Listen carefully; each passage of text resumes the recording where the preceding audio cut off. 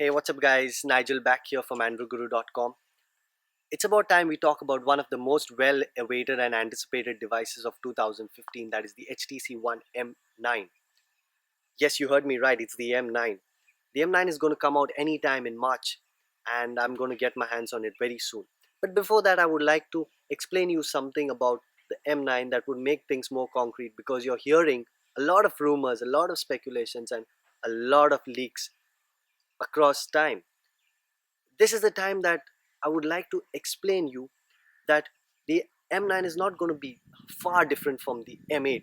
The M8 was bought and even well liked till today because of the boom sound speakers and the build quality. It has a total metallic body which is also going to be decked on the M9. There's a lot of things that I want to tell you about the M9. The current situation is people are wanting to buy bigger phones and bigger screens because it would be good to see and have a good viewing experience on those types of phones. But I don't know what HTC has in store for us this year. HTC might be looking at a smaller screen with a bigger body or a bigger screen with a smaller body.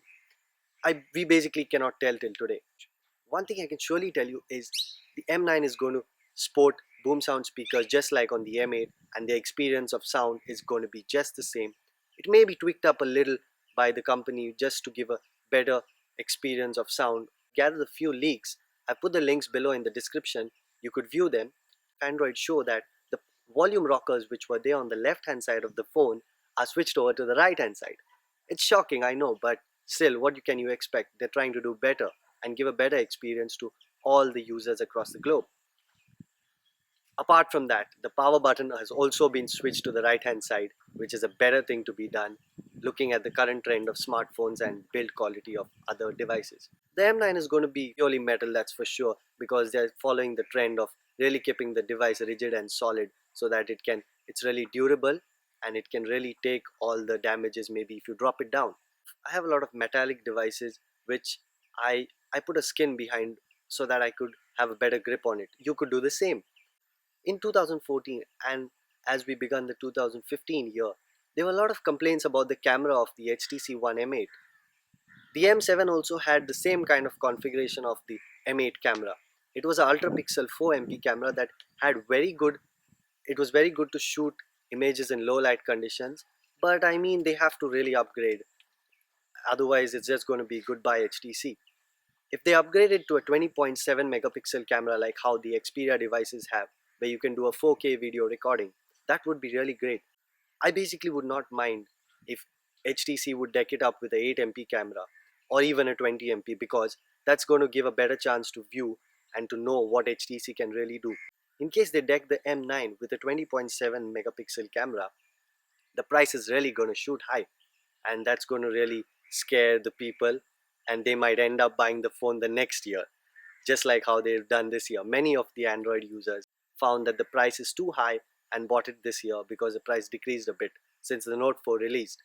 Another thing that can be seen in the leak is the M9 does not really have a good and pretty camera. I mean, which smartphone today has a pretty camera? Even my smartphone or any other smartphone which I use, they're all just normal cameras. The only thing what you would want in a camera is you could really get to shoot a good image, and when you're seeing it and showing it to your friends, it looks perfect, rather than they telling you that your camera is outdated and stuff. So I hope HTC takes some points into consideration and does what all the Android users want across the globe. I'm just kidding, that cannot be done.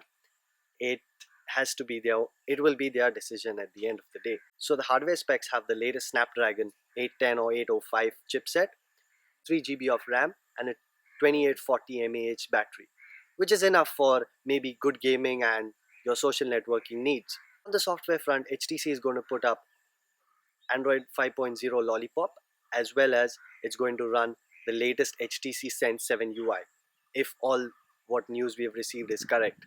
So there's not a lot to talk about it since I made a lot of things concrete. Only thing, very soon all these things are just going to alleviate because the phone is out to come in March, as I said before. So this is the most this is the most anticipated smartphone of 2015. I won't know whether to call it a smartphone or a super smartphone. This could be the best smartphone of 2015. So you better get your hands on it and let us know what you feel about it. I'm just waiting to see your thrilling comments come down, and I'm going to reply to them as soon as I can. I'll see you in the next one. Peace.